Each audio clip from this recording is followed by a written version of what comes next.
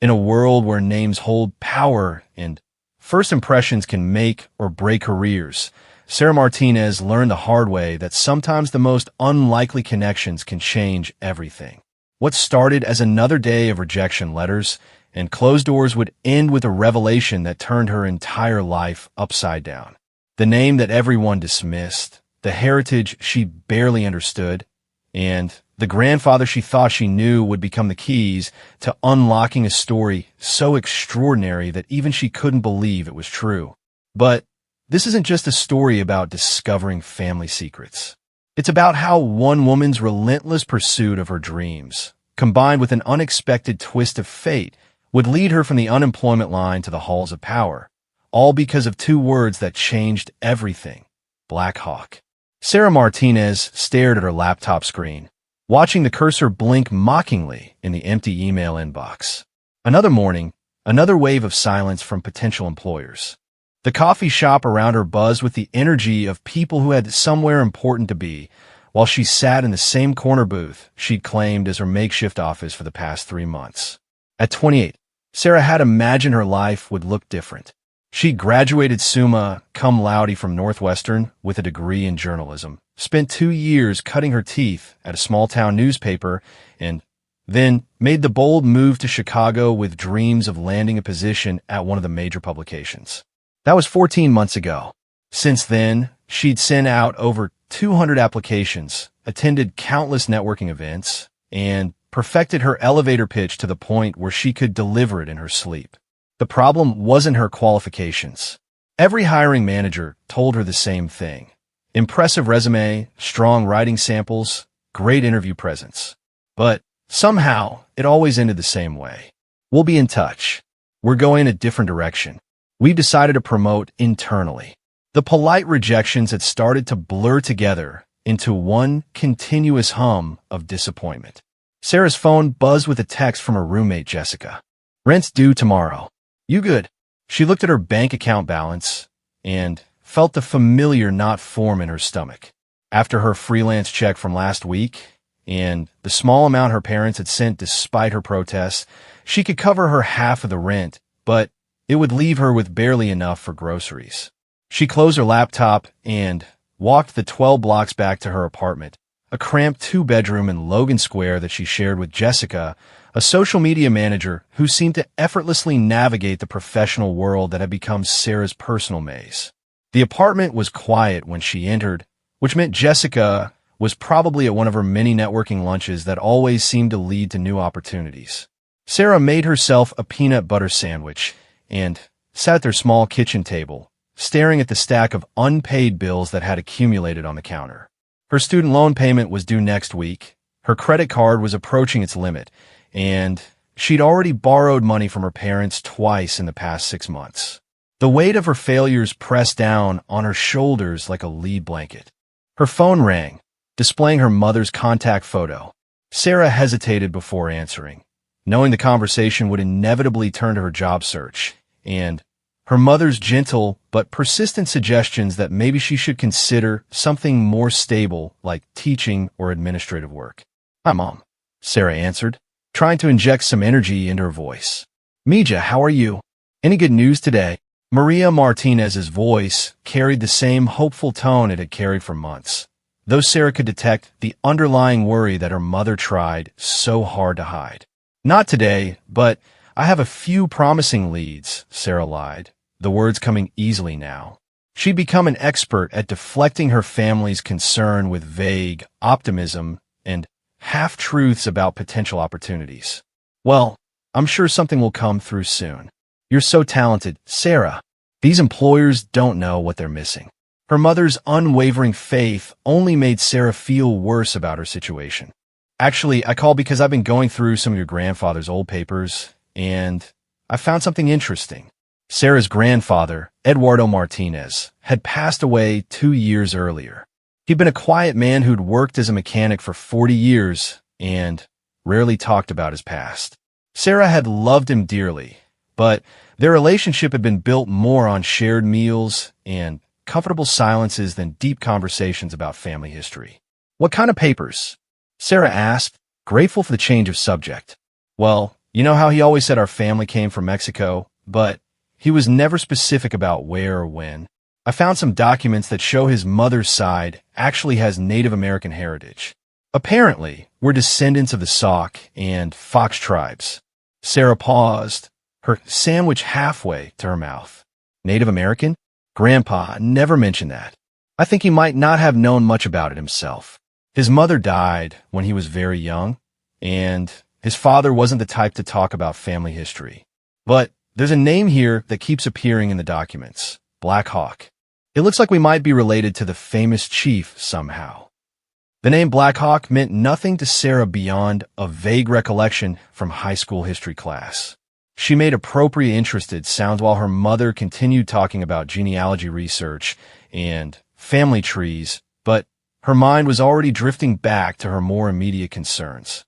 After hanging up, Sarah returned to her laptop and half-heartedly browsed job listings. The usual suspects were there: unpaid internships at startups, part-time positions that wouldn't cover her expenses, and senior-level roles that required experience she didn't have. She was about to close the browser when a particular posting caught her eye. The Illinois Department of Cultural Affairs was seeking a communications specialist to work on a new initiative highlighting the state's Native American heritage. The position involved writing, research, and community outreach.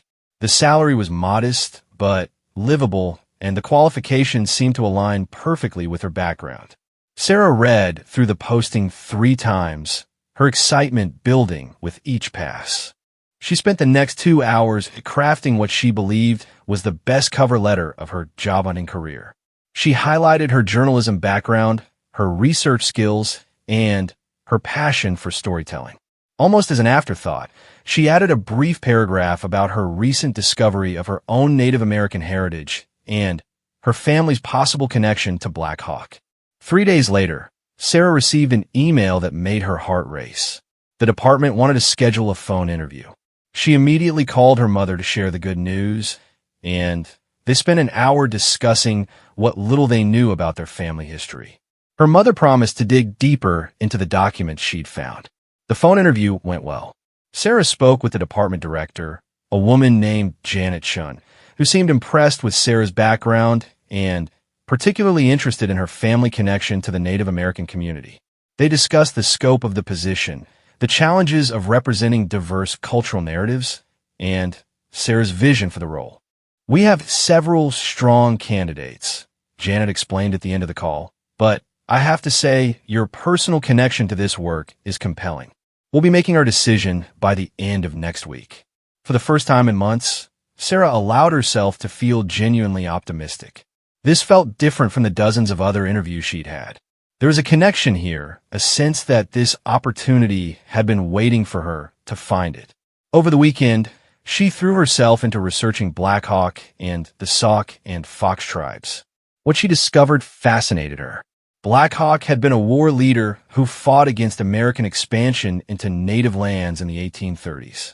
The conflict that became known as the Black Hawk War had taken place largely in Illinois and Wisconsin, ending with Black Hawk's capture and eventual death. Sarah found herself staying up late into the night, reading everything she could find about this period of history. The more she learned, the more she realized how little she actually knew about the Native American experience in the Midwest.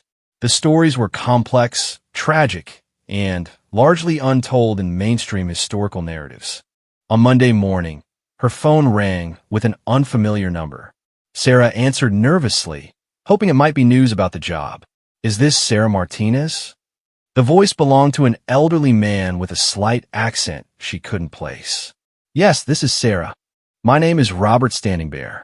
I'm a tribal historian with the Sauk and Fox Nation. I understand you've been asking questions about Black Hawk and your family connection to our people." Sarah's heart began to pound. "Yes, that's right. My mother found some documents, and we're trying to learn more about our heritage. I'd like to meet with you, if you're willing. There are some things about your family that you should know, things that might be important for the work you're hoping to do." They arranged to meet the following afternoon at a coffee shop near the university. Sarah spent the rest of Monday and Tuesday morning in a state of nervous anticipation. She had the strange feeling that her life was about to change in ways she couldn't yet imagine. Robert Standing Bear was waiting for her when she arrived at the coffee shop. A man in his 70s with silver hair pulled back in a long braid and kind eyes behind wire-rimmed glasses. He stood when he saw her, extending his hand in greeting. "Sarah Martinez, you look like your great-great-grandmother." The statement caught her completely off guard. "I'm sorry." He smiled and gestured for her to sit. "I brought some things to show you. Your mother was right about your connection to Black Hawk, but the story is more interesting than she probably realizes." Robert opened a worn leather folder and spread several documents and photographs across the table. Sarah stared in amazement at census records, tribal enrollment documents, and old photographs of Native American families. "Your great-great-grandmother was named Mary Black Hawk," Robert explained, pointing to a faded photograph of a young woman in traditional dress. "She was Black Hawk's granddaughter. When the war ended and the tribe was forced to relocate, some families scattered. Mary married a Mexican immigrant named Juan Martinez and settled in southern Illinois. They had to hide their native heritage to survive." Sarah felt as though the world had shifted around her. "So we really are related to Black Hawk? The actual Black Hawk?" "Not just related," Robert said with a smile. "You're his great-great-great-granddaughter. And there's more. Mary Black Hawk didn't just disappear into history. She became an advocate for Native rights, working quietly to help other displaced tribal members.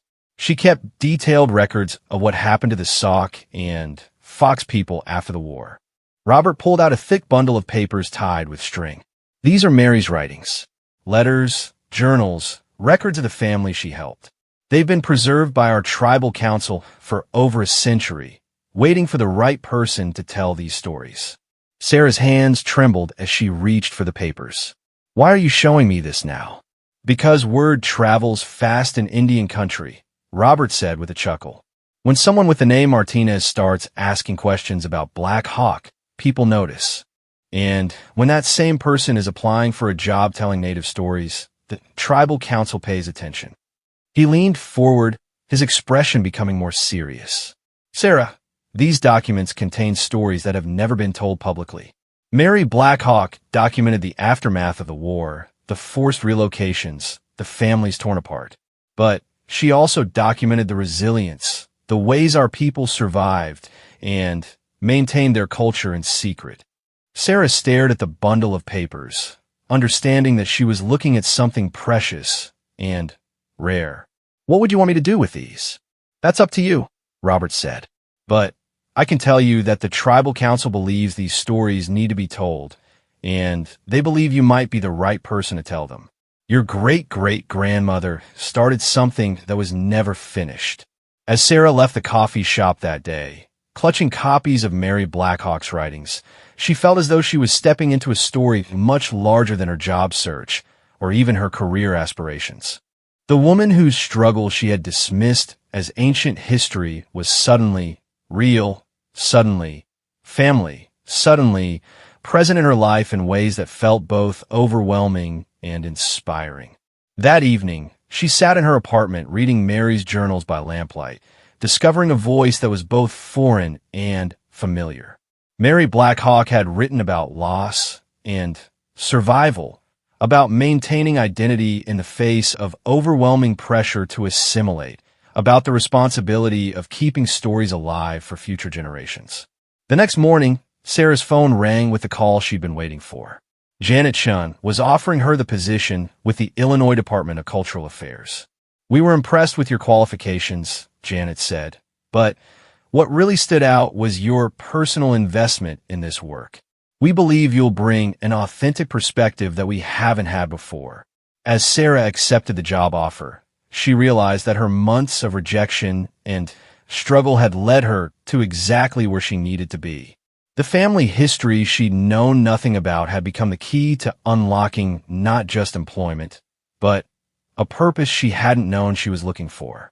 Standing at her apartment window, looking out at the Chicago skyline, Sarah felt the weight of responsibility settling on her shoulders.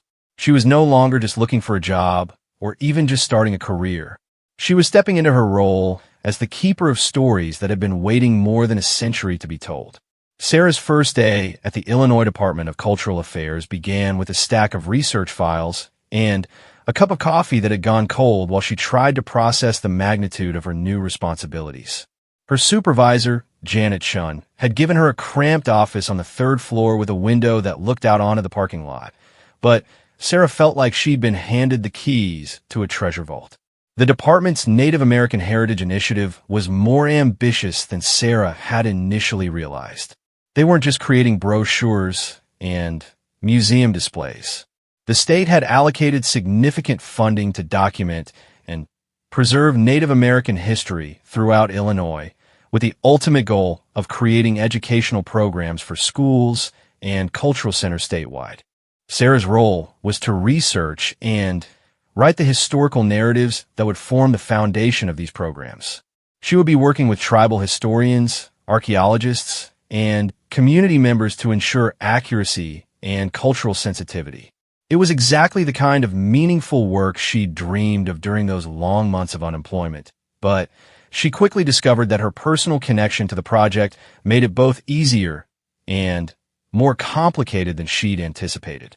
Her first assignment was to create a comprehensive overview of the Black Hawk War and its aftermath. Janet had specifically requested that Sarah focus on the human stories behind the historical events, the individual experiences that were often lost in broader historical narratives. What Janet didn't know was that Sarah had access to exactly those kinds of stories through Mary Blackhawk's writings. Sarah spent her first week carefully transcribing and organizing Mary's journals.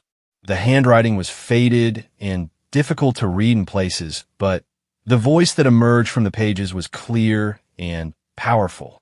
Mary had documented not just her own experiences, but the stories of dozens of other Native families who had been displaced, separated, or forced into hiding after the war. One entry, dated 1835, particularly struck Sarah. "Today I helped the Crow Dog family find their son, who had been taken to the mission school in St. Louis. They had not seen him for 2 years. When we found him, he did not remember his native name or his mother's face. This is what they call civilization. This is how they save our children by killing who they are." As Sarah typed these words into her computer, she felt a connection to Mary that transcended the century and a half between them. Here was a woman who had refused to let important stories disappear, who had risked her own safety to preserve the truth about what had happened to her people. Sarah began to understand that her role wasn't just as a researcher or writer, but as a continuation of work that Mary had started long ago. The weight of this responsibility became even clearer during her first meeting with the project's Tribal Advisory Committee. Robert Standing Bear had arranged for Sarah to present her preliminary research to a group of historians and cultural leaders from various tribes across the region. The meeting was held at the American Indian Center in Chicago, a building Sarah had passed hundreds of times without ever going inside. Walking into the conference room, Sarah felt acutely aware of her own uncertainty about her place in this community. She knew she was Black Hawk's descendant, but she'd grown up completely disconnected from Native culture. She spoke no tribal languages, knew none of the customs, and had never participated in any traditional ceremonies. Would these people, who had maintained their cultural connections across generations, accept her as one of them? The committee consisted of 8 people, ranging in age from their 30s to their 70s, representing the Sauk and Fox, Potawatomi, Ojibwe, and other tribes with historical connections to Illinois. They listened politely as Sarah presented her research plan, but she could sense they were evaluating more than just her academic credentials. Ms.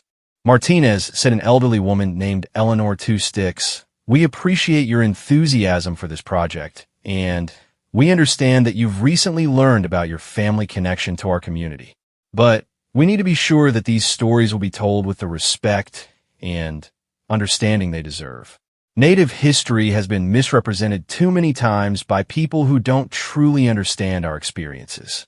Sarah felt her cheeks burn with embarrassment and anxiety. She had prepared for questions about methodology and timelines, not challenges to her cultural authenticity. "I understand your concerns," she said carefully. "I'm still learning about my own heritage, and I know I have a lot to learn about Native culture more generally. But I also believe that Mary Blackhawk's writings offer something unique and valuable." She had brought copies of several of Mary's journal entries, and she distributed them around the table. The room fell silent as the committee members read. Sarah watched their faces, trying to gauge their reactions. After several minutes, Robert Standing Bear looked up with an expression of amazement. "Where did these come from?" he asked. "I've been researching Black Hawk family genealogy for 20 years, and I've never seen these documents." Sarah explained how her mother had discovered the family papers and how Robert had helped her understand their significance. As she spoke, she noticed the atmosphere in the room beginning to shift. The initial skepticism was being replaced by something closer to excitement. "These are incredible," said James Running Horse, a historian from the Sauk and Fox Nation. "Mary Blackhawk was legendary in our oral histories, but we had no written records from her directly. These journals could fill in gaps in our historical record that we thought were lost forever." Eleanor Two Sticks studied one of the journal pages more closely. "This handwriting, my grandmother used to describe Mary Blackhawk's letters to the family she helped. She said Mary had distinctive handwriting because she'd learned to write from a Mexican priest. This looks exactly like what my grandmother described." The meeting that Sarah had entered with such anxiety became a collaborative planning session. The committee members shared their own family stories and historical knowledge, helping Sarah understand the broader context for Mary's writings. They explained cultural nuances that weren't apparent in the journals themselves and helped her identify people and places mentioned in Mary's accounts. By the end of the meeting, Sarah had not only gained the committee's support for her research, but she'd also been invited to participate in an upcoming tribal gathering where she could meet other descendants of Black Hawk War survivors. Eleanor Two Sticks had offered to introduce her to elders who might remember oral histories that connected to Mary's written accounts. "You have to understand," Robert explained as they walked out of the building together, "finding these journals is like discovering a missing piece of our family puzzle. Mary Blackhawk wasn't just Black Hawk's granddaughter. She was one of the most important cultural preservationists of her generation. The story she saved helped keep our traditions alive during one of the darkest periods in our history." Over the following weeks, Sarah threw herself into the research with an intensity that surprised even her. She was working longer hours than she ever had in her previous jobs, but she didn't feel tired. Instead, she felt energized by the sense that she was doing work that mattered in ways she'd never experienced before. She began interviewing tribal elders, recording their oral histories, and looking for connections to the events and people described in Mary's journals. She traveled to historical sites across Illinois and Wisconsin, walking the same paths that Black Hawk and his followers had taken during their final resistance against American expansion. At the same time, she was learning about her own cultural heritage. Eleanor Two Sticks had taken Sarah under her wing, teaching her about traditional Sauk and Fox customs, helping her understand the spiritual and social context that shaped Mary's worldview. Sarah began attending cultural events and ceremonies, always as a respectful observer, but increasingly as someone who belonged there. The transformation wasn't just professional or cultural. Sarah found that reconnecting with her native heritage was changing how she understood herself and her place in the world. The struggles she'd experienced during her months of unemployment began to make sense as part of a larger pattern of displacement and searching for belonging that connected her to generations of ancestors. 3 months into her new position, Sarah made a discovery that would reshape the entire project. While reviewing Mary's journals for the dozenth time, she noticed a reference she'd initially overlooked.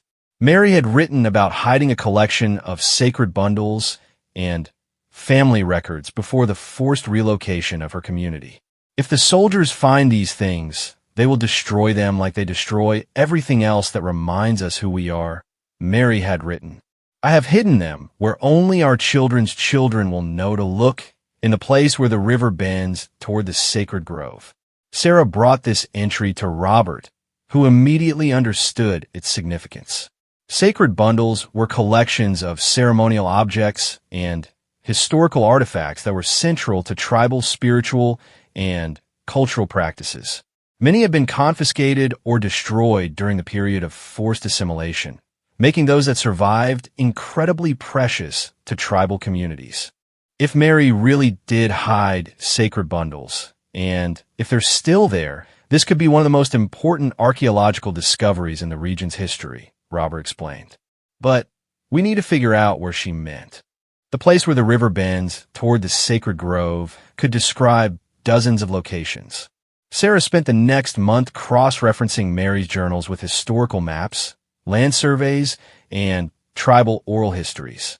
She was looking for clues about locations that would have been significant to the Sauk and Fox people in the 1830s. Eleanor Two Sticks helped her understand the spiritual significance of certain geographical features, while James Running Horse provided historical context about the tribe's traditional territories. The breakthrough came when Sarah was examining a hand-drawn map that Mary had included in one of her journals. The map showed the locations of several native family settlements along the Rock River, with careful notations about hiding places for food supplies and meeting spots for scattered community members. One location was marked with a distinctive symbol that looked like a tree growing from a circle. When Sarah showed this to Eleanor, the elder's eyes widened with recognition. "That's the symbol for the council oak," Eleanor explained. It was a sacred tree where the tribal leaders would meet to make important decisions. My great-grandmother told stories about that tree. It was on a bend in the Rock River, somewhere near what's now Rockford. Sarah felt her heart racing as she realized she might be looking at a map to one of Mary Black Hawk's hidden sites. She immediately called Janet Chun to discuss the possibility of organizing an archaeological survey, but Janet's response was more cautious than Sarah had expected. "This is incredible research, Sarah, but we need to be very careful about how we proceed. If there really are sacred artifacts buried somewhere, we can't just go dig them up. There are legal issues, cultural protocols, and relationship questions we'll need to navigate first." Janet was right, of course. Sarah had become so focused on the excitement of discovery that she'd temporarily forgotten about the complex ethical and legal frameworks that governed archaeological work involving Native American artifacts. The Native American Graves Protection and Repatriation Act required extensive consultation with tribal communities before any excavation could take place. More importantly, Sarah was beginning to understand that some discoveries were more significant for what they represented than for what they might yield. The fact that Mary Black Hawk had successfully hidden important cultural artifacts was itself a victory against the forces that had tried to erase Native presence from the region.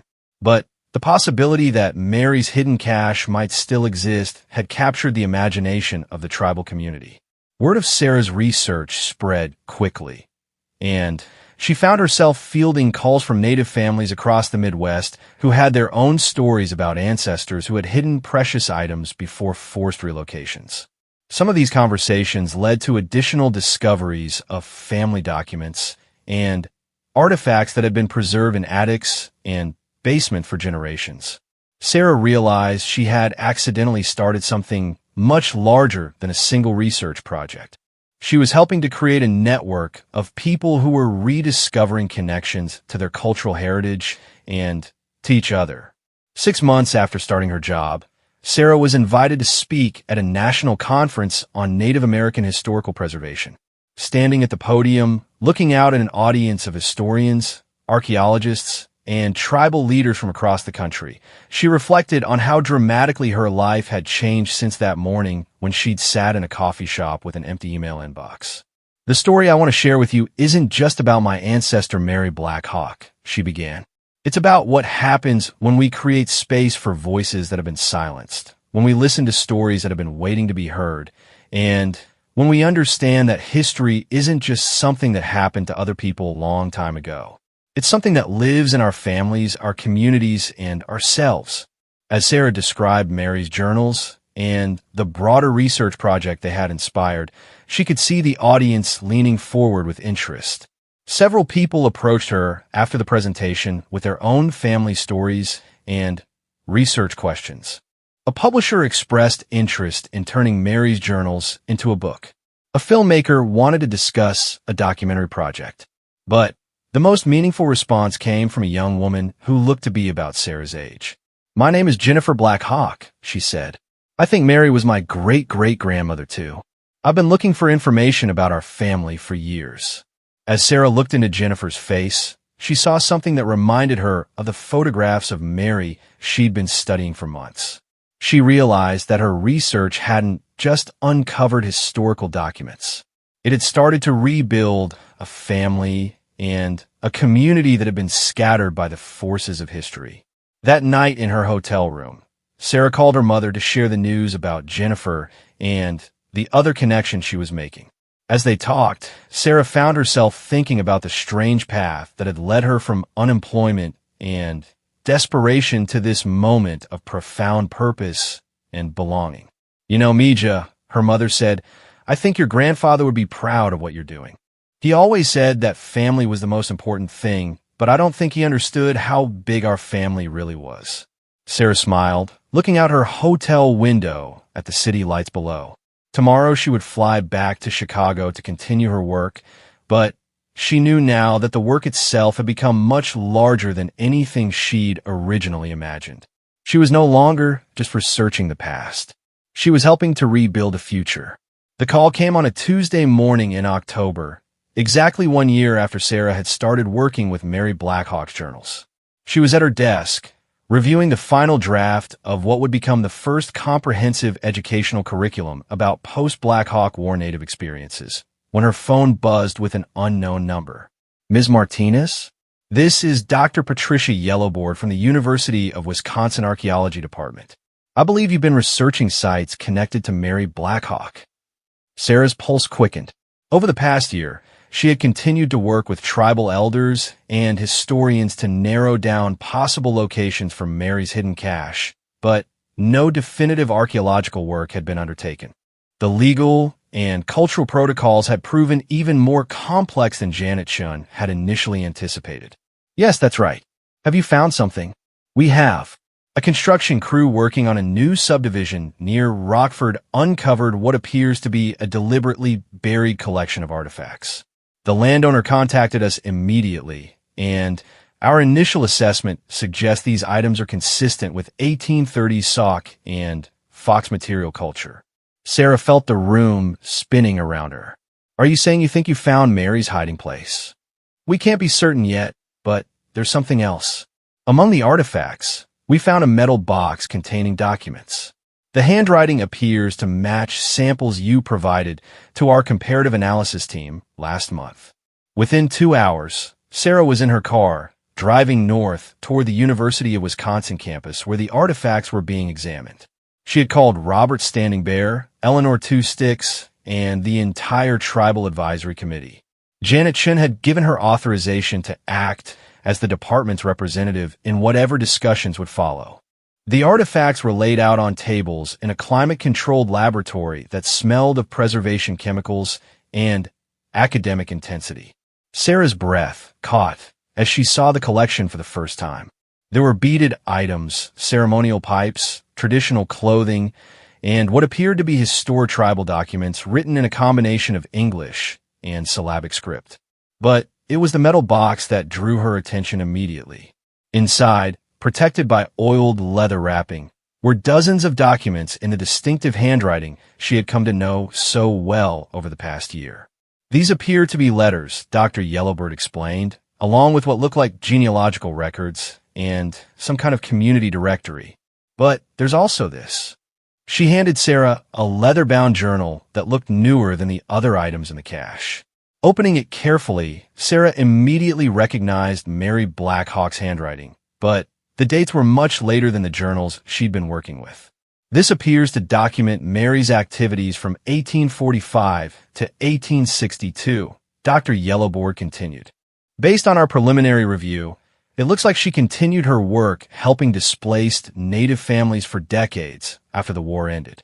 As Sarah read through the later journal entries, she discovered that Mary had become even more organized and systematic in her efforts than the earlier journals had suggested. She had created an underground network that helped Native people navigate the legal system, find lost family members, and maintain cultural practices in secret. The cache contained records of hundreds of people Mary had assisted over nearly 30 years. More significantly, the later journals revealed that Mary had not worked alone. She had recruited and trained other Native women to continue her work in different regions. The network had spread across the Midwest, with connections reaching as far as Minnesota, Iowa, and Kansas. This changes everything we thought we knew about post-war Native resistance and survival strategies, said James Running Horse, who had driven up from Illinois with several other tribal committee members. Mary Black Hawk wasn't just preserving history. She was actively creating structures that allowed our people to survive and eventually rebuild.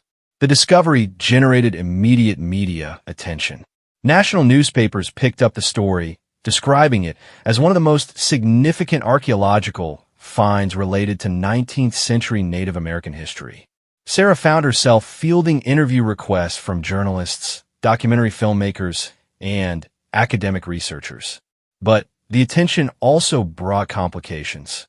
The landowner where the cache had been found was suddenly interested in the potential commercial value of having a significant archaeological site on his property. Legal questions arose about ownership of the artifacts and who had the right to control access to them. Sarah watched with growing concern as the discovery she had helped make possible became the center of disputes between academic institutions, tribal governments, local authorities, and private interests.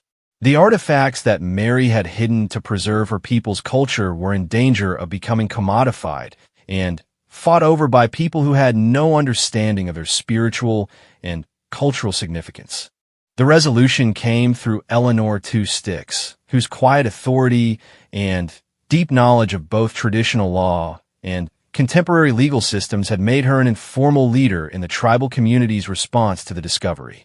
She proposed creating a collaborative stewardship arrangement that would ensure the artifacts remained with tribal communities while still allowing for appropriate scholarly research and public education. Mary Black Hawk didn't hide these things so that they could sit in a museum or make money for someone, Eleanor explained at a packed community meeting in Rockford. She hid them so they could continue to serve our people when the time was right. That time is now. The stewardship arrangement that emerged became a model for similar situations across the country. The artifacts would be housed at the American Indian Center in Chicago, with rotating exhibitions at tribal cultural centers throughout the region. Research access would be controlled by a committee of tribal historians and elders, ensuring that any scholarly work would be conducted according to cultural protocols and community priorities. Sarah's role in the project evolved as well. Rather than being the primary researcher, she became a liaison between the tribal community and various academic and governmental institutions that wanted to study or display the artifacts. It was challenging work that required diplomatic skills she didn't know she possessed, but she found it deeply satisfying. More importantly, the discovery had catalyzed a broader movement of cultural reclamation and historical recovery. Native families throughout the Midwest began sharing their own preserved documents and artifacts. Tribal communities that had lost touch with each other during the diaspora following the Black Hawk War began reconnecting and sharing resources. Jennifer Black Hawk, the young woman Sarah had met at the conference, had become a close collaborator and friend. Together, they had identified more than 40 descendants of Mary Black Hawk's network, creating a modern community that spanned multiple states and tribal affiliations. Sometimes I think about what Mary would say if she could see all this, Jennifer said one evening as they worked together cataloging the newly discovered documents. Do you think she imagined that her work would eventually bring so many people together? Sarah considered the question while looking at a photograph of Mary that had been among the cached items. It showed an older woman with proud posture and intelligent eyes, surrounded by what appeared to be several generations of family members. I think she knew exactly what she was doing, Sarah replied. She wasn't just hiding artifacts from the soldiers. She was planting seeds for a future she wouldn't live to see. The educational programs that had been Sarah's original assignment had expanded far beyond what anyone had initially envisioned. School districts across Illinois were implementing curricula based on Mary's journals and the broader research they had inspired. The Illinois Department of Cultural Affairs had received federal funding to create similar programs in other states. Sarah had been promoted twice and was now directing the department's entire Native American outreach division. She supervised a team of researchers, educators, and community liaisons who were working on projects throughout the Midwest. It was the kind of career advancement she had dreamed of during those difficult months of unemployment. But the satisfaction came from sources she couldn't have anticipated. 2 years after the discovery of Mary's cache, Sarah was invited to speak at the annual gathering of the Sauk and Fox Nation. Standing before several hundred tribal members, many of whom she now knew personally, she reflected on the journey that had brought her to this moment. When I first learned about Mary Black Hawk, I thought I was discovering my own family history, she began. I didn't realize I was joining a family that was much larger than anything I had ever imagined. She talked about the letters from Native families around the country who had been inspired to research their own histories. She described the museum exhibitions, the educational programs, and the academic research that had grown out of Mary's preserved documents. She shared stories about young Native people who had connected with their cultural heritage through learning about Mary's work. But the most important thing Mary Black Hawk taught me isn't about the past, Sarah continued. It's about the responsibility we have to each other and to the generations that will come after us. Mary understood that survival isn't just about getting through difficult times. It's about making sure that the things that matter most don't get lost along the way. After her speech, Sarah was approached by a teenage girl who looked remarkably like the old photographs of Mary Black Hawk. "My name is Lisa Black Hawk," the girl said. "My grandmother says we're cousins somehow. I wanted to ask you about maybe helping with my school project about our family history." As Sarah looked at this young woman whose great-great-great-grandmother had been Mary Black Hawk's contemporary, she felt the profound continuity of the work she had become part of. Each generation had found ways to preserve and pass forward the stories that defined their community, adapting to new circumstances while maintaining essential connections to the past. That evening, Sarah called her mother from her hotel room near the tribal headquarters. "Mom, I've been thinking about something. Do you think Grandpa Eduardo knew more about our family history than he let on?" Her mother was quiet for a moment. "I've been wondering the same thing since all this started. He used to tell me stories when I was little about brave women in our family who helped other people during hard times. I always thought he was just making them up to teach me lessons. Maybe he was preparing you to recognize the truth when you were ready to hear it. Maybe he was preparing you, Mija. Maybe all of this was waiting for you to come along and figure it out." After hanging up, Sarah sat by her hotel window looking out at the landscape that had once been the heart of the Sauk and Fox homeland. Tomorrow she would drive back to Chicago to continue her work, but she knew now that the work itself would never really end. Mary Black Hawk had understood something that Sarah was only beginning to grasp, that preserving culture and community requires not just protecting the past, but actively creating connections that will sustain future generations. The documents Mary had hidden hadn't just survived for over a century. They had grown into something living and dynamic that was still expanding. Sarah thought about the young people like Lisa Black Hawk who were growing up with access to stories and connections that had been lost for generations. She thought about the researchers and educators who were using Mary's writings to tell more complete and accurate histories. She thought about the families who had found each other through the networks that had grown out of Mary's preserved records. Most of all, she thought about her own transformation from an unemployed journalist desperate for any job to someone who understood that her work was part of something much larger than her career or even her lifetime. The name that had once meant nothing to her had become the foundation for understanding who she was and what she was meant to contribute to the world. the dismissal she had experienced during those months of rejection, and uncertainty now seemed like a necessary part of the path that had led her to exactly where she needed to be. Sometimes the most important doors in life don't open until we're ready to walk through them and accept the responsibilities that lie on the other side. As Sarah prepared for sleep, she made a mental note to visit Mary Black Hawk's gravesite the next time she was in the area. She wanted to tell her ancestor about Lisa and Jennifer and all the other descendants who were continuing the work Mary had started. She wanted to report that the seeds Mary had planted were still growing, still connecting people across time and distance, still creating the kind of community that could survive anything history might bring. But most importantly, she wanted to say thank you. Not just for the journals and artifacts that had changed Sarah's life, but for the example of how one person's commitment to preserving what matters most can echo across generations, creating possibilities that extend far beyond anything that person could have imagined when they first decided to hide their treasures and trust the future to find them.